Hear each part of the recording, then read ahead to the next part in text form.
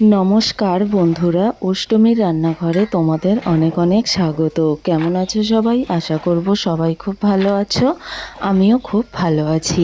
দেখো, আজকে আরেকটা নতুন রেসিপি নিয়ে চলে এসেছি। দেখো, মিনি সোয়াবিন রান্না।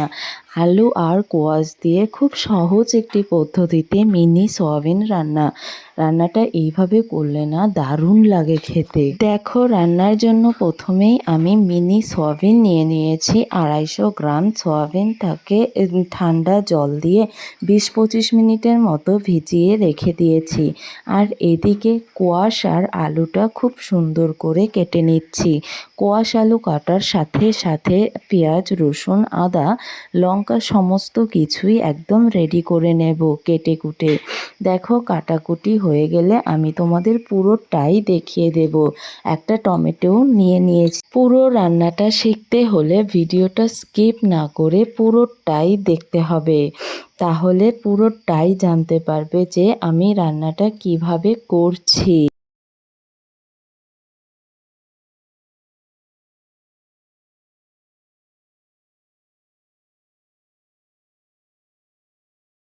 দেখো বন্ধুরা, আমার সমস্ত সবজি কাটাকুটি হয়ে গেছে। এখন আমি সয়াবিনটাকে জল থেকে খুব ভালো করে চিপে তুলে নিচ্ছি।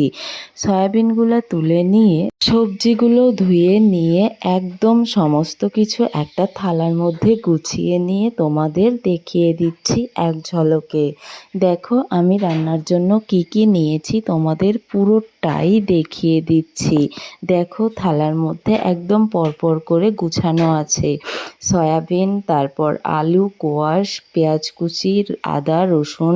দেখো বন্ধুরা, এদিকে আমি কড়াইটাও বসিয়ে দিয়েছি। কড়াইটা গরমও হয়ে গেছে। এখন এর মধ্যে সর্ষের তেল দিয়ে তেলটা গরম করে নিয়ে সয়াবিনগুলো দিয়ে খুব ভালো করে ভেজে নেব। কড়াইটা একটু পুড়ে গেছে, তাই না বন্ধুরা? আসলে আমি কড়াইটাতে না আলু বরবটি ভেজেছিলাম আর ধুইনি। ভাবলাম তেল তেল কড়াই তো থাক, কড়াইটাতেই রান্না করে নিই। আর দেখো, সয়াবিনটার মধ্যে আমি দিয়ে দেব হলুদ গুঁড়ো, দিয়ে সয়াবিনটাকে হালকা করে ভেজে নেব।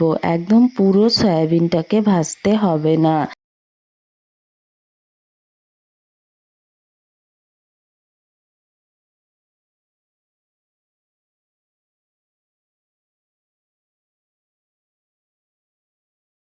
দেখো বন্ধুরা, আমার সয়াবিনটা খুব সুন্দর করে ভাজা হয়ে গেছে। এখন নামিয়ে নিয়ে ওই কড়াইতেই আরেকটু তেল দিয়ে তার মধ্যে গোটা জিরে ফোড়ন দিয়ে, গোটা জিরেটা একটু ভাজা হয়ে গেলে তার মধ্যে দিয়ে দেব আগে থেকে বেটে রাখা পেঁয়াজ, আদা, রসুন একসঙ্গে মিশিয়ে বেটে রেখেছি সেই বাটা মশলাটা দিয়ে দেব। বাটা মশলাটা দিয়ে, কারণ আদাটা জল দিয়ে গুলে দিইনি বলে খুব ছিটকেছিল, তাই আমি একটু পরিমাণে জলও দিয়ে দিলাম। তাহলে কি হয় বলো তো, মশলাটা খুব সুন্দরভাবে কষানো যায়, পুড়ে যাবে না। দেখো, এর মধ্যে দিয়ে দিচ্ছি হলুদ গুঁড়ো।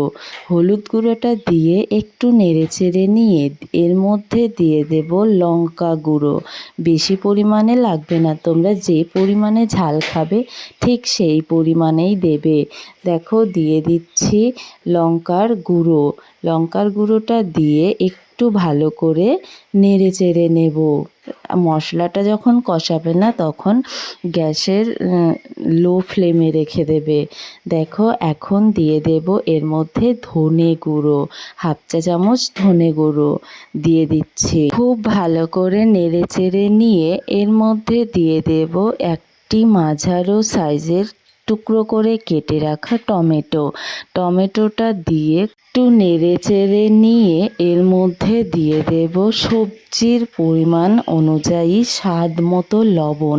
যে আমার সবজিতে কতটা লবণ লাগবে আমি পুরোটাই এখন দিয়ে দেব।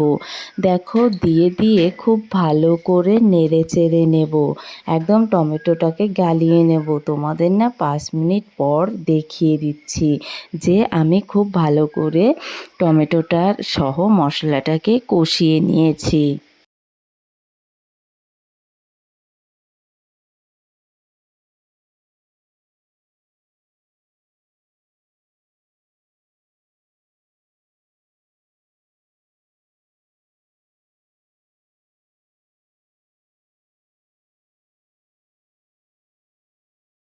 দেখো বন্ধুরা, মশলাটাকে খুব সুন্দর করে টমেটোর সাথে একদম কষিয়ে নিয়েছি।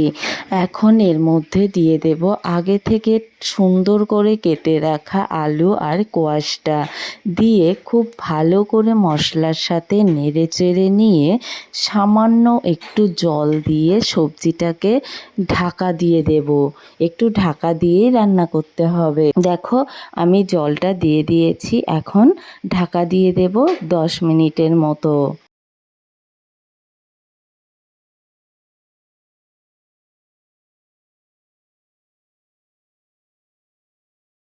দেখো বন্ধুরা, আমি একদম 10 মিনিট পর এসে পড়েছি। তোমাদের ঢাকনা খুলে দেখিয়েও দিচ্ছি যে কতটা পরিমাণে রান্নাটা হয়েছে। দেখো ঢাকনা খুলে নিয়েছি, এখন খুব ভালো করে নেড়ে চেড়ে নেব। সবজিটাকে না সাথে হবে খুব সুন্দর করে। দেখো ঢাকনা খুলে খুব সুন্দর করে নেড়েচেড়ে নিয়েছি। এর মধ্যে এখন দিয়ে দেব আগে থেকে ভেজে রাখা সয়াবিনটা। সয়াবিনটা দিয়ে খুব ভালো করে সবজিটাকে একটু কষিয়ে নেওয়ার পর দেখো খুব সুন্দর করে কষিয়ে নিচ্ছি। কিছুটা নেড়েচেড়ে নিয়েছি, সবজিটা কষিয়ে নিয়েছি। এখন এর মধ্যে দিয়ে দেব আগে থেকে বেটে রাখা গরম মশলা ও জিরে গুঁড়ো। জিরে গুঁড়ো তো না, গোটা জিরেটা আমি শিলনোড়ায় বেটে নিয়েছি। সেই মশলাটা এখন একটু জল দিয়ে গুলে দিয়ে দেব। দিয়ে খুব ভালো করে সবজিটার সাথে কষিয়ে নেব, যাতে কাঁচা জিরের গন্ধটাও যাতে না থাকে। আর হ্যাঁ বন্ধুরা, ভিডিওটা তোমাদের ভালো লেগে থাকলে অবশ্যই লাইক কমেন্ট শেয়ার করো কিন্তু। আর একটু ভালোবাসা দিও, কারণ তোমাদের ভালোবাসা ছাড়া কিচ্ছুই সম্ভব হবে না। আমি আমার এতটা কষ্ট করছি যে তার কোনো দাম আমি পাবো না বা কোনো লাভই হবে না। আর আমার এই কষ্টের দাম একমাত্র তোমরাই দিতে পারো, তোমাদের দ্বারাই দেওয়া সম্ভব। এদিকে দেখো বন্ধুরা, সবজিটা আমি খুব সুন্দর করে কষিয়ে নিয়েছি। সয়াবিন সহ খুব সুন্দরভাবে কষানো হয়ে গেছে।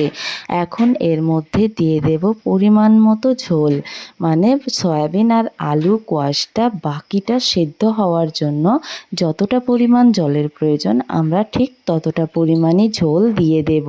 দেখো আমি পরিমাণ মতো ঝোল দিয়ে দিয়েছি। এখন ঝোলটা খুব ভালোভাবে ফুটে ওঠা পর্যন্ত, আলু কোয়াশটা ভালোভাবে সিদ্ধ হওয়া পর্যন্ত আমাদের অপেক্ষা করতে হবে। আমার সাথে সাথে তোমরাও অপেক্ষা করো এবং পুরো ভিডিওটা ওয়াচ করতে থাকো।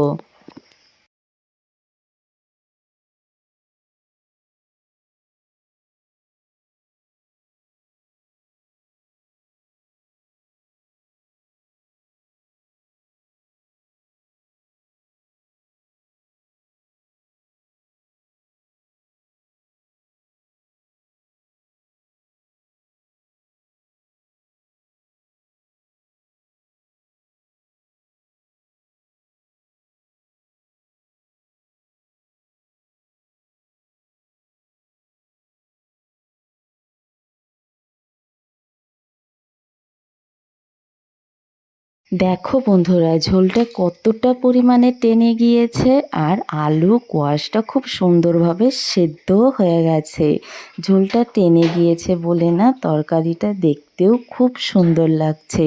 মিনি সয়াবিনের এই রেসিপিটা না অসাধারণ লাগে খেতে। তোমরা এইভাবে একবার রান্না করে দেখো। দেখো রান্নাটা হয়েও গেছে, আমি গ্যাসের আঁচ বন্ধ করে দিয়েছি। নামিয়ে নিয়ে গরম গরম ভাতের সাথে পরিবেশন করবে, বা রুটি পরোটা যাই বলো না কি, তোমরা সবটার সাথেই এই মিনি সয়াবিনের এই রেসিপিটা খেতে পারো। একদম জমে যাবে, জাস্ট দারুণ লাগে খেতে।